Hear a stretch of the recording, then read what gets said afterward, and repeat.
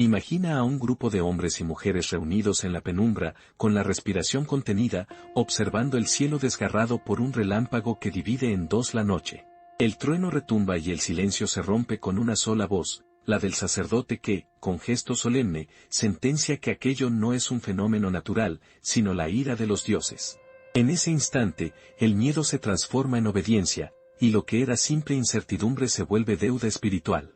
Desde ese momento, el poder entendió algo que marcaría para siempre a las civilizaciones: no hay instrumento de control más eficaz que el temor a lo invisible. El miedo fue el recurso más antiguo y el más constante. Antes de que existieran códigos escritos o ejércitos permanentes, ya existía el miedo a la tormenta, a la peste, al hambre. Y junto con ese miedo, siempre aparecía alguien que afirmaba tener las respuestas.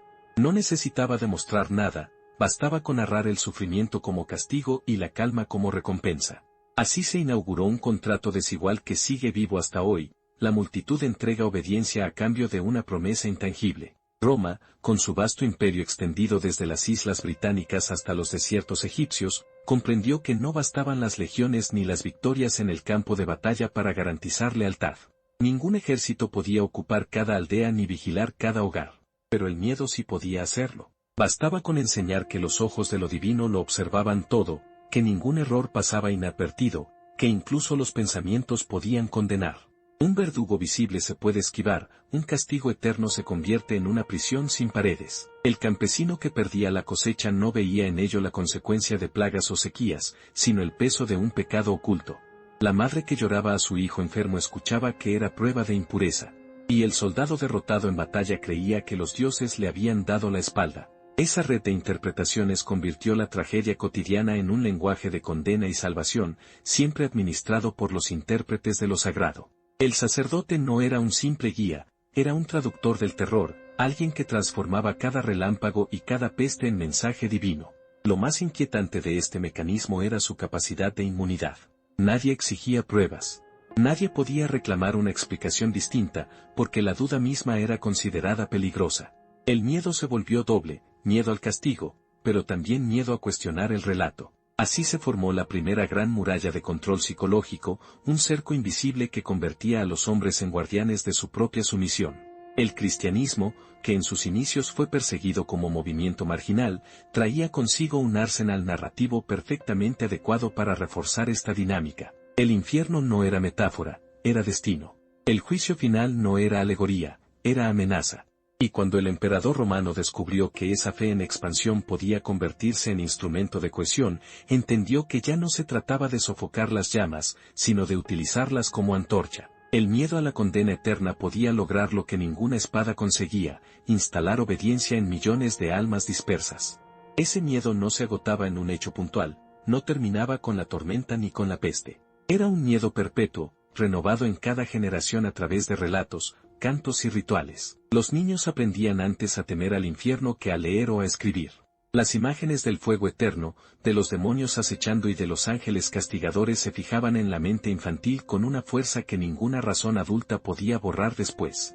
Así se aseguraba que incluso quienes dudaran en silencio permanecieran dentro del círculo, incapaces de soportar el peso emocional de la ruptura. De esta manera, el miedo se transformó en un patrimonio político. Ya no era solo una emoción humana, era una herramienta institucional. Y lo más perturbador es que no necesitaba verdugos visibles ni cárceles de piedra, estaba en el interior de cada creyente. El infierno se convirtió en el guardia más fiel del imperio, una amenaza que acompañaba al hombre en su trabajo, en su descanso, en sus sueños. Lo que parecía un recurso espiritual era en realidad un mecanismo de control cultural y político. El miedo no se limitaba a explicar las desgracias, se convirtió en el núcleo de un sistema de obediencia. Y ese sistema fue tan eficaz que, aún hoy, seguimos escuchando sus ecos en sermones, en rezos y en costumbres que se transmiten como herencias sagradas. Pero el miedo, aunque poderoso, no podía sostenerlo todo. Paraliza, somete, pero también desgasta. Era necesario añadir otro engranaje, uno capaz de dar sentido a la espera y de convertir la resignación en virtud. Ese engranaje fue la esperanza diferida, la promesa de un paraíso al que nadie podía acceder en vida, pero que todos debían pagar en obediencia. Si el miedo fue el primer cimiento, la esperanza diferida fue la bóveda que completó la estructura. Porque ningún imperio puede sostenerse únicamente sobre el terror. El miedo paraliza, sí, pero tarde o temprano exige un respiro. La multitud que tiembla necesita también una promesa, algo que dé sentido a su obediencia, un horizonte donde depositar sus angustias. Y fue allí donde la religión descubrió el truco más duradero de la historia: vender consuelo aplazado, recompensas que nunca se entregan en el presente, sino que se posponen a un tiempo y un lugar inaccesibles para cualquiera que quisiera verificarlas. Mientras el comerciante debía ofrecer sus bienes en el mercado, mientras el gobernante debía asegurar pan y seguridad, el sacerdote aprendió a ofrecer lo intangible: un cielo prometido, un paraíso eterno, un reencuentro con los seres queridos perdidos. La mercancía no se entregaba en esta vida, y justamente por eso no podía ser devuelta ni reclamada. El crédito era infinito, la deuda perpetua. Se ofrecía abundancia a quienes carecían de todo, justicia a quienes solo habían conocido la opresión, descanso a quienes morían exhaustos en los campos. ¿Quién podía resistirse a una promesa así?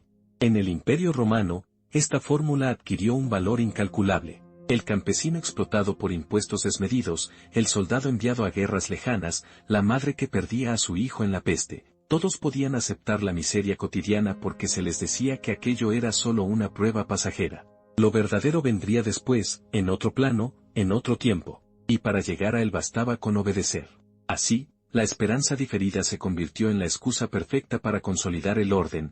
No había que rebelarse contra la injusticia porque la justicia llegaría en otro mundo. No había que reclamar por el hambre porque en el más allá el banquete sería eterno. No había que temer a la muerte porque después de ella aguardaba la recompensa. Lo más perverso de este mecanismo fue que convirtió la resignación en virtud. El pobre que se conformaba era alabado como ejemplo de fe.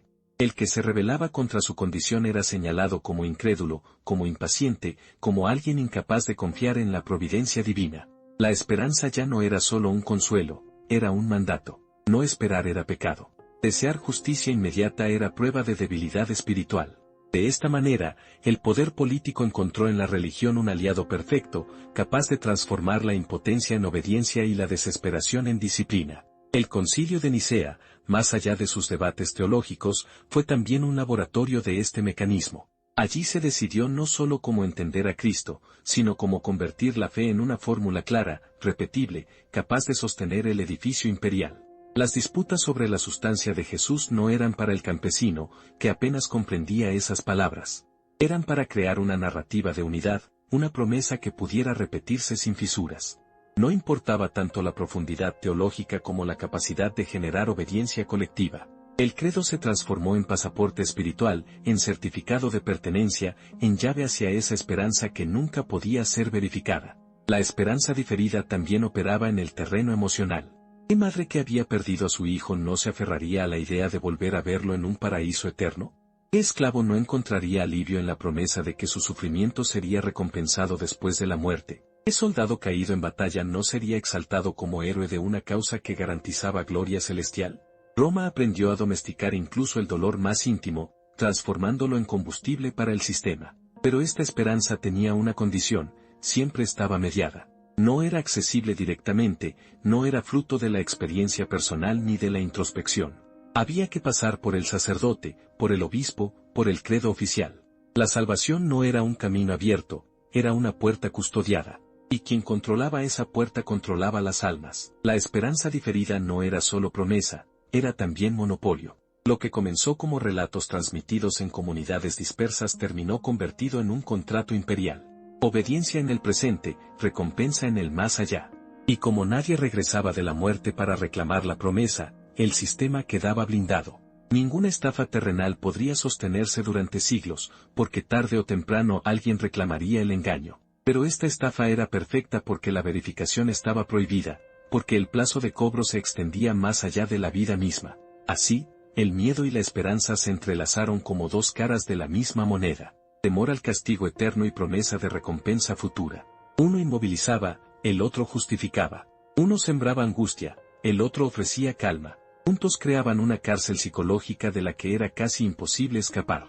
Pero ni el miedo ni la esperanza habrían bastado por sí solos sin un tercer mecanismo aún más decisivo, la apropiación de la moralidad. Porque no basta con controlar emociones, había que controlar también las reglas de lo correcto y lo incorrecto, lo justo y lo injusto, lo que se podía pensar y lo que debía condenarse. Si el miedo y la esperanza fueron las columnas invisibles del edificio religioso, la apropiación de la moralidad fue el techo que lo consolidó, el sello que permitió presentarse no solo como refugio espiritual, sino como árbitro absoluto de lo correcto y lo incorrecto. Y aquí reside uno de los gestos más audaces y más efectivos del poder, tomar lo que ya existía en la conciencia colectiva y declararlo como propiedad exclusiva de la religión. La cooperación, la solidaridad, el cuidado de los enfermos, la condena a la traición, todo eso era parte de la vida de comunidades humanas mucho antes de que existieran credos organizados. Pueblos sin escritura ya practicaban formas de justicia rudimentaria, tribus alejadas ya entendían que la cohesión era necesaria para sobrevivir. No fue la religión la que inventó la moralidad, fue la religión la que la monopolizó, envolviéndola en un lenguaje sagrado y declarándose única guardiana de ella. El Concilio de Nicea fue un ejemplo brutal de esta estrategia. No se limitó a debatir cuestiones teológicas sobre la naturaleza de Cristo, en realidad estaba trazando las fronteras de lo que se consideraría virtud o pecado. Desde entonces, la bondad ya no era un acto libre, sino obediencia al dogma. Amar al prójimo podía significar muchas cosas en una comunidad diversa, pero tras el concilio pasó a significar someterse a una fórmula doctrinal. La moral dejó de ser experiencia vital para convertirse en un código rígido, vigilado y sancionado. Este secuestro de la moralidad tuvo consecuencias inmediatas. El individuo ya no podía afirmar su bondad fuera de la estructura religiosa. Un hombre justo pero discrepante se transformaba en sospechoso, una mujer compasiva pero crítica era vista como desviada. El valor ético fue desplazado por el valor dogmático. No importaba tanto la conducta concreta como la fidelidad al credo. Y así, lo que había sido un instinto humano compartido se convirtió en marca de pertenencia, en sello de lealtad al sistema. Lo más inquietante fue cómo se instaló la idea de que sin religión no había moralidad posible, como si el mundo, antes de los dogmas, hubiera sido solo barbarie. Esa narrativa, repetida durante siglos, sirvió para borrar la memoria de prácticas comunitarias ancestrales. El cuidado mutuo pasó a presentarse como mandato divino, y cuestionar la religión se convirtió en sinónimo de caer en la corrupción moral. El miedo a la condena se reforzaba con el miedo a ser visto como inmoral. El cerco se cerraba cada vez más. Roma, pragmática como siempre, entendió la utilidad de este mecanismo. Un imperio dividido por lenguas, costumbres y dioses podía encontrar en un código moral uniforme una herramienta de cohesión. No importaba que ese código fuera arbitrario o contradictorio, lo importante era que todos lo repitieran. Lo que antes eran diferencias de opinión pasaron a ser delitos de fe. Lo que antes eran debates filosóficos pasaron a ser herejías. Y la moral se volvió un arma de exclusión. La ironía es que, en muchos casos, los mismos que proclamaban la moral desde los altares eran quienes menos la practicaban en la vida cotidiana. Pero esa incoherencia no debilitaba el sistema, lo fortalecía. Porque la moral no se evaluaba en actos concretos, sino en la capacidad de repetir fórmulas. La virtud dejó de ser conducta y pasó a ser ortodoxia. Un hombre cruel pero doctrinalmente correcto podía ser celebrado, mientras que un compasivo disidente era condenado. El valor ético fue sustituido por la obediencia. Ese secuestro de la moralidad hizo posible que el poder político se blindara contra toda crítica. Quien se rebelaba contra impuestos abusivos podía ser tachado de pecador, quien denunciaba injusticias sociales podía ser acusado de ir contra la voluntad divina.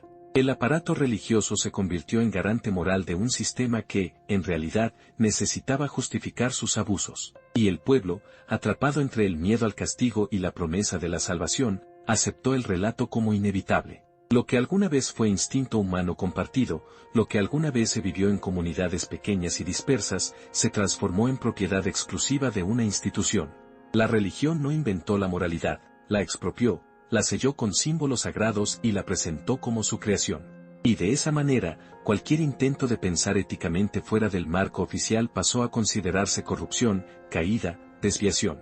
Pero monopolizar la moralidad no bastaba. Para mantener intacta esa estructura, había que silenciar las voces discordantes, borrar textos incómodos, reescribir la memoria. Y allí entró en juego el arma más peligrosa de todas, el control de la información. Si el miedo fue la raíz, la esperanza la flor y la moralidad el fruto apropiado, el control de la información fue el cerco que protegió todo el árbol.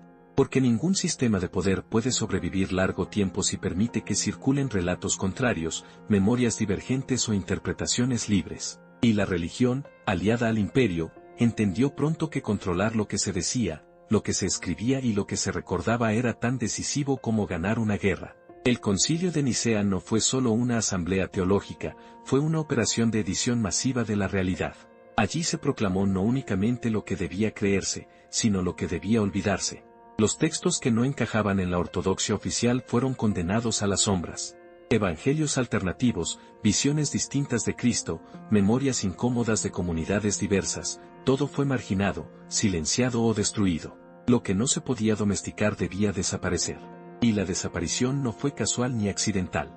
Fue programada. Los cronistas imperiales aprendieron a narrar los hechos no como ocurrieron, sino como debían ser recordados. Las tensiones del concilio, los gritos, las disputas, incluso los golpes, fueron reescritos como gestos de armonía celestial. La historia oficial maquilló el caos y lo transformó en mito de unidad. Lo que era sudor y polvo se convirtió en relato de luz y concordia. Así se forjó una memoria selectiva que aún hoy sigue resonando como verdad indiscutida. El control de la información no se limitó a la censura de libros, alcanzó a las personas. Obispos que se negaron a repetir la fórmula oficial fueron condenados al exilio, sus nombres borrados de los registros, sus enseñanzas reducidas a cenizas. La herejía dejó de ser un simple desacuerdo espiritual para convertirse en traición política. El que pensaba distinto no era un creyente más, era un enemigo del orden. Y en esa categoría cabía cualquiera, desde un filósofo hasta un campesino que repitiera otra versión de las palabras de Jesús. El pueblo llano, que nunca había leído un tratado filosófico ni comprendía los términos abstractos del debate, recibía solo una instrucción clara: creer en lo que se decretaba desde arriba. La complejidad se reducía a una consigna, y esa consigna era repetida hasta volverse incuestionable. El credo no era una reflexión, era un filtro. Quien lo pronunciaba era ciudadano leal, quien dudaba era sospechoso.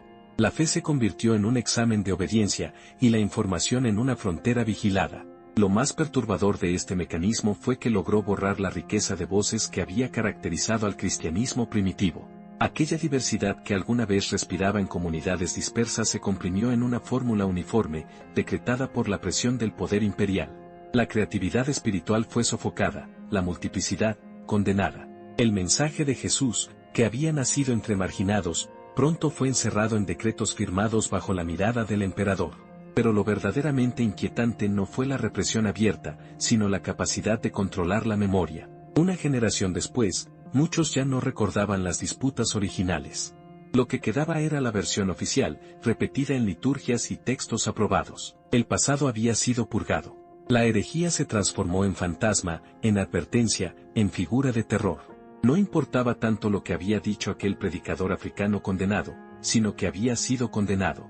Y esa condena servía como advertencia perpetua: pensar distinto era arriesgarse a desaparecer. El control de la información fue, en ese sentido, un control del tiempo. No solo dominaba el presente, moldeando lo que se podía decir, sino que también reescribía el pasado y definía el futuro. El imperio comprendió que quien domina la memoria domina el destino. Y la religión fue su herramienta más eficaz para lograrlo. Pero ningún control externo es tan profundo como aquel que se instala desde la infancia. Porque los libros pueden arder, los disidentes pueden ser exiliados, pero un niño marcado desde pequeño por cantos e imágenes crecerá con cadenas invisibles. Y así llegamos al mecanismo más decisivo, la iniciación temprana. Si el miedo sembraba obediencia y la esperanza diferida alimentaba la resignación, y si la moral apropiada y la información controlada blindaban el sistema desde fuera, había aún un eslabón indispensable: asegurar que esas cadenas invisibles se transmitieran intactas de una generación a otra. Y no había método más eficaz que marcar a los niños desde los primeros años de vida. Porque un adulto puede dudar, puede comparar, puede rebelarse. Pero un niño absorbe como verdad lo que se le repite con solemnidad y se le muestra con imágenes de fuego y gloria. Allí, en la mente infantil, la religión encontró el terreno más fértil para su dominio. La iniciación temprana no fue un accidente piadoso, fue una estrategia cuidadosamente cultivada. Los primeros cantos que un niño aprendía no eran canciones de juego, eran himnos. Las primeras historias que escuchaban no eran relatos neutros, eran parábolas cargadas de cielo e infierno. Los primeros gestos que imitaban no eran libres, eran señales rituales: persignarse, arrodillarse, recitar frases que no comprendía, pero que ya lo vinculaban a un mundo de deberes invisibles. Cada acto cotidiano se transformaba en recordatorio de que su vida estaba rodeada de fuerzas eternas que vigilaban incluso lo que pensaba. El impacto de estas huellas tempranas era devastador. Quien había crecido con la imagen del infierno como fuego real no podía, en la adultez, desprenderse fácilmente de ese temor. Quien había aprendido que un ángel anotaba cada uno de sus errores en un libro invisible vivía bajo una vigilancia perpetua. Y quien había escuchado desde pequeño que la salvación dependía de obedecer a los mediadores, encontraba imposible romper con ese vínculo sin sentir que estaba traicionando no solo a su fe, sino a su familia, a sus ancestros, a la memoria misma de sus padres. Esa es la verdadera genialidad del sistema, transformar la religión en herencia emocional. No bastaba con imponer decretos desde arriba ni con censurar libros desde los concilios. Había que asegurarse de que cada niño se convirtiera en guardián voluntario de su propia prisión. La iniciación temprana convertía a las víctimas en defensores. El que había entregado su vida a esas imágenes, el que había soportado humillaciones y sacrificios creyendo en esa esperanza diferida, no podía tolerar que alguien cuestionara el sistema. Porque admitir el engaño era aceptar que había entregado años de existencia a una ilusión. Así, los más explotados eran también los más celosos en proteger el mecanismo. Roma y la Iglesia descubrieron que la mejor vigilancia no era la de soldados ni la de jueces, sino la que se instalaba en la conciencia de los niños. Una vez marcada, esa conciencia podía reproducir durante décadas el mismo temor, la misma esperanza y la misma obediencia. La iniciación temprana aseguraba continuidad. Lo que había nacido como pluralidad espiritual quedaba reducido a dogma uniforme transmitido como si fuera patrimonio sagrado. Y romper con ese dogma equivalía a romper con la familia, con la comunidad, con la identidad cultural. Lo más perturbador de este engranaje fue que convirtió la religión en un círculo perfecto de reproducción. Cada padre enseñaba lo que había recibido de sus padres, y cada hijo crecía con la sensación de que esas creencias no eran opción, sino naturaleza. Cuestionarlas no era solo un acto intelectual, era traicionar la sangre, traicionar los recuerdos de infancia, traicionar la pertenencia a un pueblo. La prisión era psicológica, pero sus muros eran tan sólidos como cualquier fortaleza de piedra. La iniciación temprana hizo de la religión un organismo vivo, capaz de regenerarse a sí mismo incluso frente a las crisis más profundas.